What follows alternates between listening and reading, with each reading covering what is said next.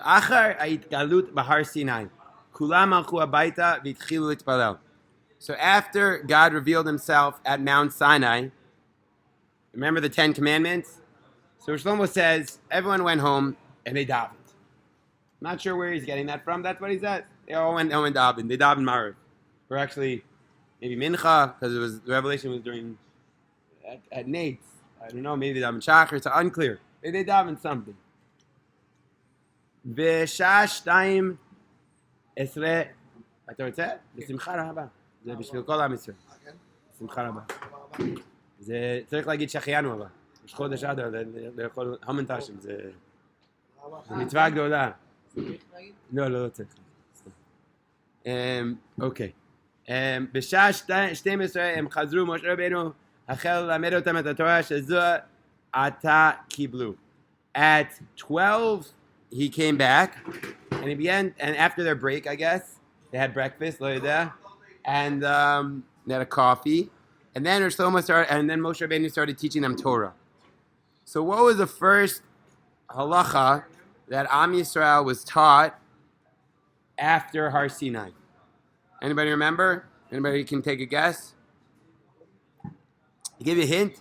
It's the beginning of this week's Torah portion. What is the first? Nice. Let's do an Emunah seminar.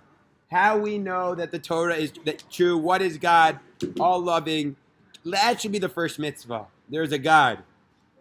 How important it is to be a Jewish person. Wouldn't that have been a great law to start off with? But instead of that, Moshe Rabbeinu matchil b'lamod ki tigneh eved ivri. Instead, he teaches them the law of when you buy a slave, a Hebrew slave.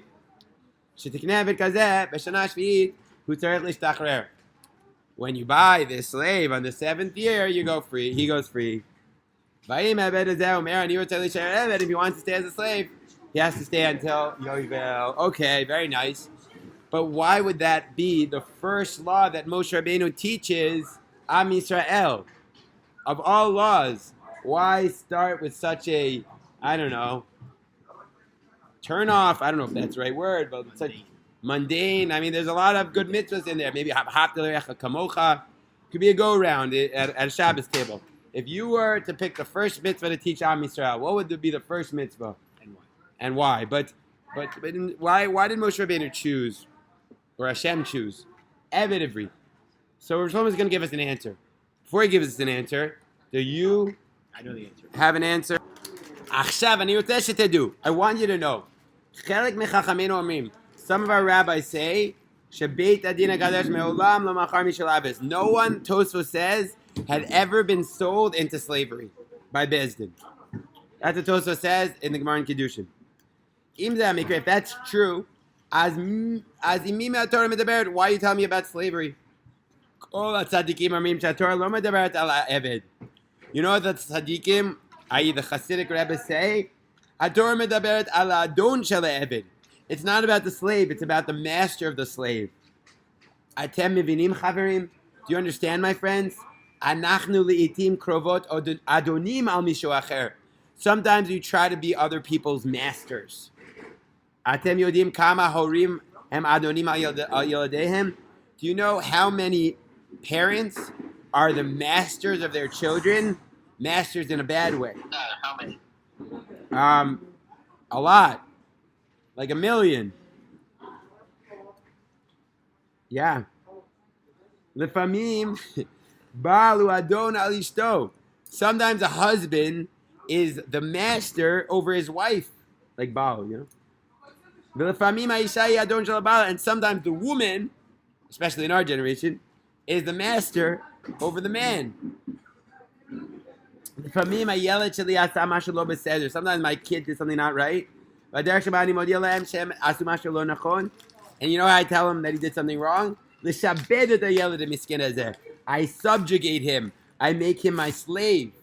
That's what our rabbis are saying. You have to know deep in your hearts. Friends, open up your hearts. If you can make even one person Eved, so you must not have been at Har Sinai. אם אתה יכול להפוך מישהו אחד לעבד, אז לא שמעת את קולו של אלוקים אומר, אני השם אלוקיך אשר הוצאתיך מבית עבדים. I am the only master in the world. You can't be the master. You can't be the master over anyone. You can never be the Adon of anyone. Yesh rak Elokim echad. There's only one master here, and that's Hashem. If you are you being the master, that's a problem, says Rav Shlomo.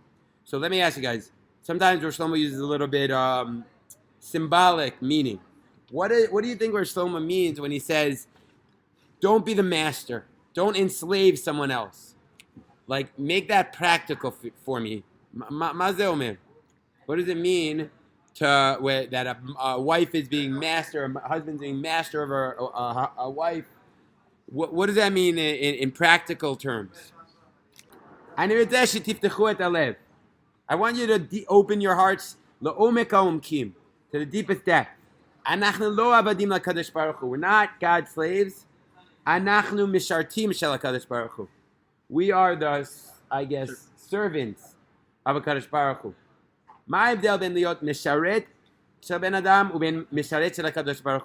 What's the difference between being a servant of man and a servant of God? Other people show me that he's their master. They throw me to the ground. And they take their dirty feet and they wipe it on me. A master is someone that switches you, makes you smaller. And he makes l'chaim if you want. And he's mitzamtzem you. And he constricts you. But if I'm a godly man, you know how I show I'm your master? How does a parent show their kids that he is their master? And this is an amazing Ashkacha Prat. This is why I picked this article. Because this morning, I went up to Elishi, and he did this to me. He did the old, which means he wants me to lift him up. He knows a good parent lifts his kid up. And I lifted him up. Little kids love being lifted up by their parents. They understand the mission of a parent is to lift up their kids, not to bring them down, but to lift them up. Lift them up. What does it mean to be a master? To be someone who lifts you up. That's the mission of an authority figure, to lift everyone up with him. You know what a good teacher is? Not someone who brings you down. Calls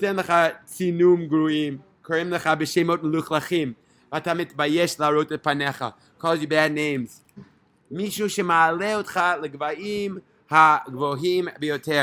A rebbe, a teacher, a parent is someone who lifts you higher. Higher and higher and higher. They say also good leaders and good bosses, managers, and corporations. They also have to lift people up. They're subordinates up. Exactly. That's a good leader. Slowly, Rav Shlomo's theology is making its way even in the business world, and people are understanding that a boss is not someone who's supposed to throw someone down but lift people up. That doesn't mean that necessarily everyone is holding there in reality, but that's a shifa. Not just for bosses, but every single situation in life. Especially when you're in a higher position, even let's say, I don't know, you're buying a coffee, and you're like, I'm paying you money, so I'm higher than you. No, we have to lift up the cashier, lift up the guy making you the coffee, lift up everybody.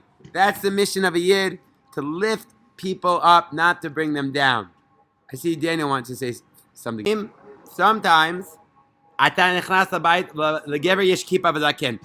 you go into a house and the guy has a kippah, he has a beard. The woman is, wearing very sanua. She's wearing a hair covering. Super kosher. But they scream at each other. It's the lowest of the lowest. You know what their problem is? They weren't at Har Sinai. It can't be. If you truly internalize that only Hashem is your master, how can you make someone else small? You know, when I'm making someone else small, it's a place of ego, like you guys said. It's a place of me. How could he do that to me? I'm gonna put him in his place. But when you put Hashem into the picture, ego dissipates. It evaporates. There is no more ego. And when there's no ego, there's no reason or room to make someone small. Making someone small always comes from a place of ego. And so the Eved, the lesson of the Eved Ivri is that no one's ever a true slave. Okay? No one's ever really an Eved. And everyone has to be shoef to realize at all times that Hashem is there and therefore never put someone lower. What? I would say If a person expresses himself, the way he's going to express himself when he's just trying to get the job done is very different than when he's coming from a place of anger, of hurt, of insult. I'm going to speak to someone very differently if I just need him to get something done versus if I feel like hurt and I'm going to put this guy down.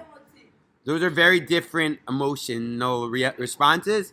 You're right, there are times when you need to like put someone in their place, but it's rare.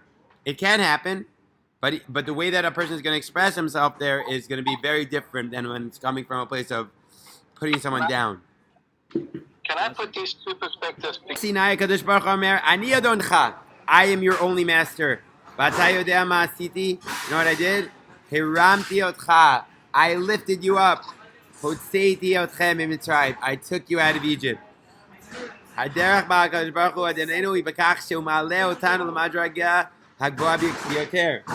do we do at Kiddush? We lift up the cup. We say Hashem lifted us out of Egypt. What does it mean to be a master? To lift someone up. Hashem lifted us up. You know why the babies ask us to raise us up? We're their master. We're their daddy. We're their tati. And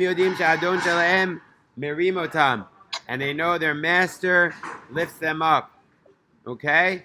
A good master lifts someone up. That's what it means to be a master. A master is someone who lifts someone up. Sorry, yeah? With Brit Milah, they're starting hurting the person in order to lift them up. Right, that's a good example. You're hurting them, but it's ultimately to bring them into the covenant, to bring them to a higher level. That's a very good example. Okay. When do you know the deepest depth? Have you ever thought, why do we lift up the Torah? You know, Hagba. Why don't we just read it? Why do we have to lift up the Torah and do Hagba? After I read from it.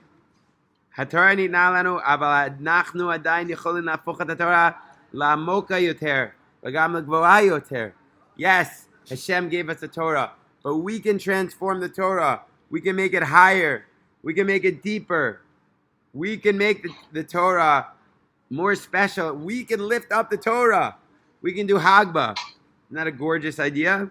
Hashem allows us. He gives us the opportunity to make the Torah higher. And I, as a Rebbe, I have this. I have to remind myself of this very often. When someone asks me a question, I'm his master. He vulnerably lifted himself up to me, and now I can have two options. I can either lift him up, or I can put him down. And you see this. You mama see this. Some Rebbes, unfortunately, or teachers, they put people down because they want to sound smart, or I don't know why.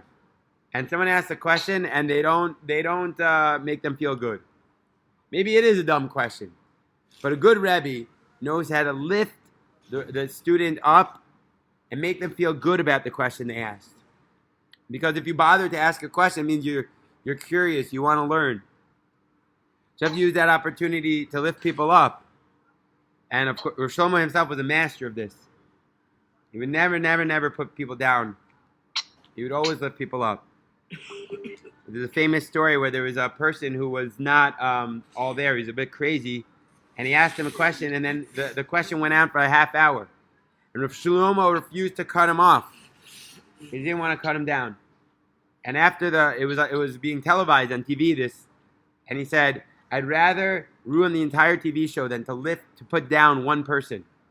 Similarly, there was a concert he was once giving, and these kids jumped onto the stage, and he knew if he let them keep dancing, he would lose like tons of money from the donors.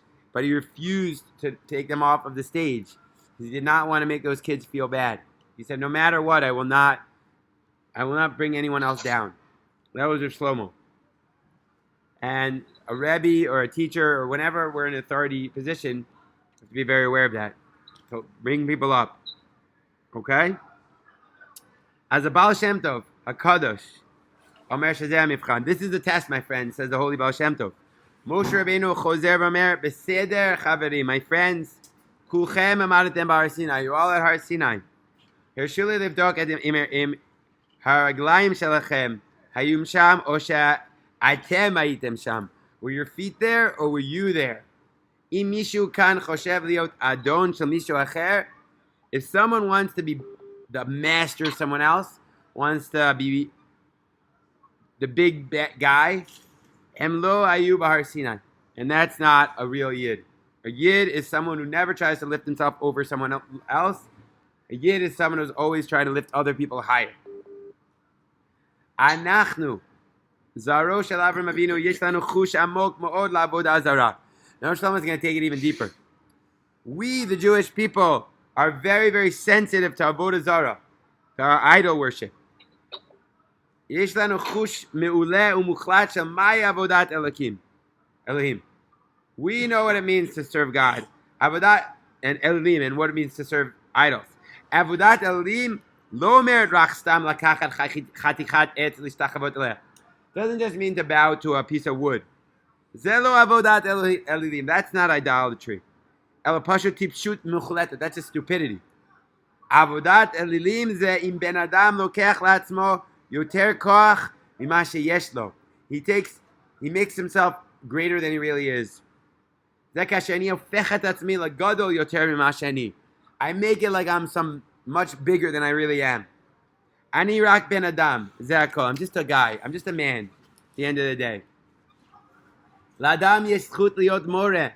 Aval im ata oseh et atzmacha yoter mima she'ata, ze bemet nora b'Hashem. It's really, really terrible to make yourself bigger than you really are. To try to show off. Try to make yourself look like you're all that. That's avodah zarah. That's avodat Elohim. It's making yourself higher. I'm not talking about other religions. A rabbi makes himself like he's greater than he really is. That's also idolatry. Wow. Strong words. If the Rebbe, the teacher, takes more koach, it's terrible. אני רוצה שתדעו, יש לי כוחות אלוקים. אני רוצה שתנשקו את האצבעות הרגליים שלי ותשתחוו לפניי. I want you to bow to me and kiss me. מה אני עושה לך? כדי להיות יותר ממה שאני, אני צריך לקחת ממך. In order to make me greater, I have to make you take from you. אתם יודעים משהו? זה כל כך חזק בליבי. אני לא הייתי משתחווה לפני האיש הקדוש ביותר בעולם. I would never bow to the holiest guy in the world. הייתי ניגש אליו, לוחץ את ידו ומנשק אותו. I would shake his hand. Maybe I'd kiss him, give him a hug. אני מכבד אותו. אבל להשתחוות, but to bow? Right? Like Mordechai refused to bow to Haman. אני משתחווה רק לפני אלוקים. I only bow to God. לא לאף אחד אחר, nobody else. אני משתחווה רק לקדוש ברוך הוא. אתה יכול לחתוך לי את הגרון, אבל אני לא אשתחווה לפני בני אדם. You can cut off my knife, but I will not bow to a man. When you grow to the ground and kiss somebody, you know what that means? Shata klum, you're nothing. B'nochachtem. There's only one thing that you can be nothing in front of, and that's Hashem. Even God, we don't do that too much. We do it in Rosh Hashanah, we do it on Yom Kippur a little bit, but not too much. In the Beis Hamikdash. But we only nullify ourselves to Hashem. We don't nullify ourselves to other people. Okay? Okay, my battery is dying, unfortunately, so I'm going to end with a Rav Shlomo story.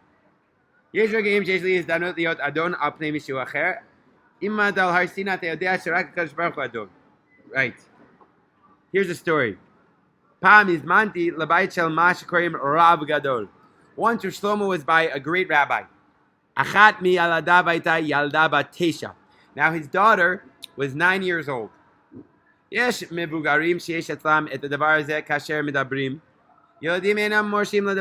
a thing that there's these adults that when they speak, they don't like the kids speak. And I don't know where they found this law. I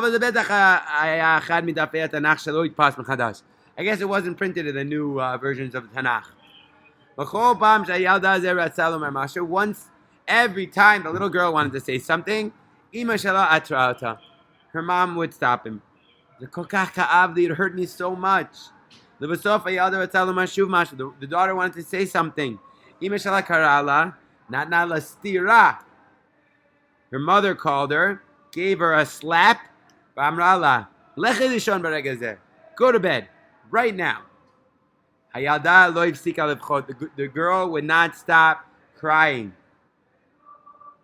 I stood up and I said, and I can't eat the food here.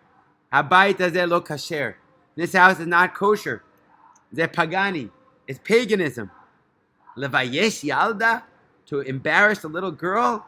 She think this little girl's stupid? He ben adam. She's a 9-year-old girl. She's a person. To embarrass her? I'm so sorry. Listen. I'm not coming back to the table until the girl comes back with me.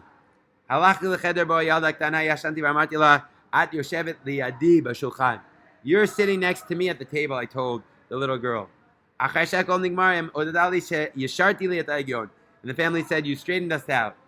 This is the essence of Judaism. You're not the master of your kids. You're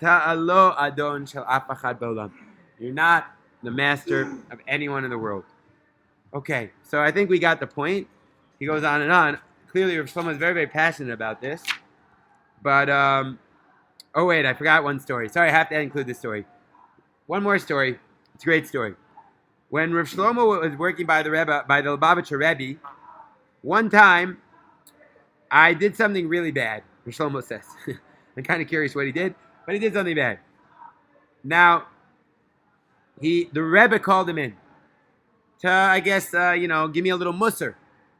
But he said it in such a pleasant, gentle way. Such a way that didn't subjugate me, didn't make me a slave, didn't lower me. He didn't say, I messed up. He hinted at it in like a gentle way. After he said this in a soft way, I'm so sorry. I know I messed up. I hope I can fix this. But afterwards, on my way out, the Rebbe told me, the Lubavitcher Rebbe, I'm so broken-hearted that I have to tell you this. But so that you won't get angry at me. I want to give you a gift. And he took one of his books and he gave it to me. It's so scary to be the Adon, the master on someone. It throws out Hashem. הדבר הגרוע ביותר במערך החינוך שלנו היא שמורה טובה, שמורה טובה הוא מישהו שתלמידיו חושבים ממנו אז ממנו. זה הגרוע מכל קרה. It's the scariest thing if you're scared of a teacher. זה בית ספר לעבודת אלילים. That is idolatry. אותם מורים לא שמרו את דבר השם בהר סיני. Those teachers did not hear God's name at Har Sinai.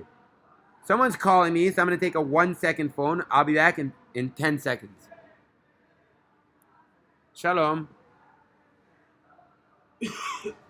Hi.